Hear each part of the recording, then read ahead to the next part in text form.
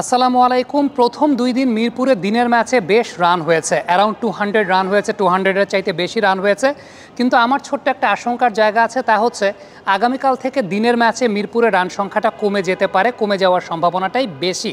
হ্যাঁ, উইকেট এবার বিপিএলে একটু বেটার ওয়েতে প্রিপেয়ার করা হয়েছে, উইকেটের যত্ন নেওয়া হয়েছে, উইকেটের প্রিপারেশনটা আগের যে কোনো সময়ের তুলনায় অনেক ভালো। বিসিবির গ্রাউন্ডস কমিটি একটা ক্রেডিট পেতে পারে। কিন্তু সত্যি কথা বলতে প্রকৃতির উপর কারো কিন্তু হাত নেই। আপনি যতই বেটার উইকেট প্রিপেয়ার করেন না কেন, ক্রিকেট এই জায়গাটা বা কিউরেটিং এই জায়গাটা কিন্তু একটা সায়েন্স, এখানে সায়েন্টিফিক কিছু ব্যাপার আছে। যে কারণে আমি আশঙ্কা করছি যে কালকে থেকে দিনের বেলা মিরপুরে রান সংখ্যা কমে যেতে পারে। তার কারণটা হচ্ছে ওয়েদার কন্ডিশনটা, ফগ। আমরা আজকে কিন্তু সত্যিকারের অর্থে ঢাকা দ্বিতীয় বিভাগ ক্রিকেট লিগে একটা ম্যাচ স্থগিত হয়েছে, কারণ ফগের কারণে, কুয়াশার কারণে কিছু দেখা যাচ্ছিল না। সুতরাং এই যে কুয়াশাচ্ছন্ন যে ওয়েদারটা, যেটা আজকের দিন থেকে শুরু হয়েছে, টেম্পারেচার ফল করা শুরু হয়েছে, আগামীকালকে যদি ব্যাপারটা এরকম থাকে, আবারও বলছি যদি এরকম থাকে আজকের দিনের মতো বেলা 1:30টার ওই সময়টাতেও যদি এরকম ফগ থাকে, যেটা গেল 2 বছরের বিপিএল আমরা দেখেছি, যে কারণে আসলে রান হয় নাই। হ্যাঁ, উইকেটও বেটার ওয়েতে প্রিপেয়ার করা হয় নাই, কিন্তু অন্যতম বড় কারণটা ছিল হচ্ছে ওয়েদার কন্ডিশনটা, অর্থাৎ এই ফগি কন্ডিশনটা, শীতের কুয়াশাচ্ছন্ন ওয়েদারের জায়গাটা। এখন মূলত আসলে প্রবলেমটা কোথায় হয়? যেটা হয় সেটা হচ্ছে উইকেট যেহেতু সারা রাত কাভার আপ করা থাকে, কাভারে ঢাকা থাকে, উইকেট যখন খোলা হয় সূর্যের আলোটা খুব বেশি মাত্রায় প্রয়োজন হয়। কেন প্রয়োজন হয়? কারণ উইকেটটা তো আলটিমেটলি ড্রাই থাকে। এখন সেই ড্রাইনেসটা কেটে যাওয়ার জন্য কিন্তু সূর্যের আলোটা প্রয়োজন হয়। প্রবলেমের জায়গাটা হচ্ছে যখনই সূর্যের আলো না পায়, যখনই সূর্যের আলো পিচ না পায়, তখন যে প্রবলেমটা ঘটে সেটা হচ্ছে উইকেটটা ড্রাই থাকে এবং দিনের বেশিরভাগ সময় পর্যন্ত ড্রাই থাকে। আজকের দিনে যেরকম ওয়েদারটা ছিল, আজকে বছরের প্রথম দিন যেরকম ওয়েদার ছিল, যদি আগামীকালকেও সেরকম ওয়েদার থাকে, তখন কিন্তু এই ড্রাইনেসটা কেটে যেতে সময় লাগবে।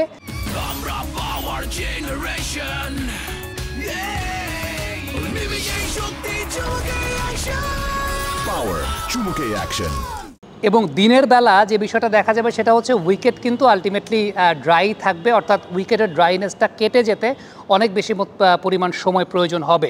তবে রাতের ম্যাচে হয়তো আমরা স্বাভাবিকভাবে দেখতে পাবো যে রান হচ্ছে এবং ডিউ ফ্যাক্টর সেই জায়গাটায় কাজ করে, এবং সেটা আমার কাছে আগামীকালকে দিনের জন্য যেটা মনে হয় সেটা হচ্ছে দিনের চাইতে রাতের ম্যাচে রান সংখ্যাটা বেশি হবে। কারণ দিনের বেলা যদি এরকম কুয়াশাচ্ছন্ন ওয়েদারটা থাকে, তাহলে কিন্তু উইকেটের ড্রাইনেসটা, আবারও বলছি, কেটে যেতে অনেক বেশি মাত্রায় সময় প্রয়োজন হবে। এবং এটাই আসলে মূলত এই সিজনে কেন রান কম হয় দিনের বেলার সময়টাতে, তার পেছনে অন্যতম বড় কারণ।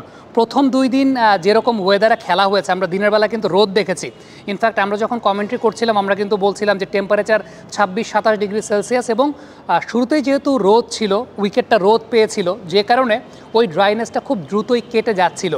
কিন্তু প্রবলেমের জায়গাটা যেটা হবে সেটা হচ্ছে যে আগামীকালকে থেকে যেহেতু ফগ পড়া শুরু হয়েছে, এই প্রবলেমটা কিন্তু মিরপুরে খুব ভালো মতো দেখা যাবে বলে আমার কাছে মনে হয়। এবং যে কারণে প্রথম 2 দিন দিনের বেলা আমরা যে পরিমাণ রান দেখেছি, সেই পরিমাণ রান না হওয়ার সম্ভাবনাটাই বেশি। আই মাইট বি রং, আমার ভুলও হতে পারে, কিন্তু এই পরিমাণ রান না হওয়ার সম্ভাবনাটাই কিন্তু আসলে বেশি।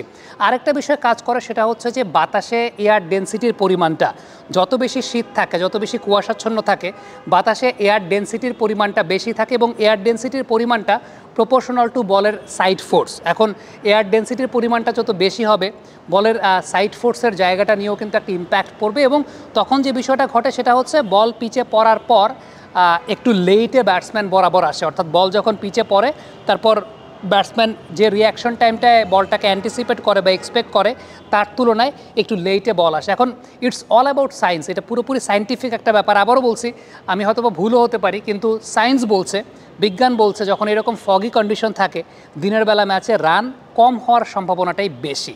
কমেন্ট বক্সে আপনাদের মন্তব্য, মতামত জানতে চাই, লিখে পাঠাবেন।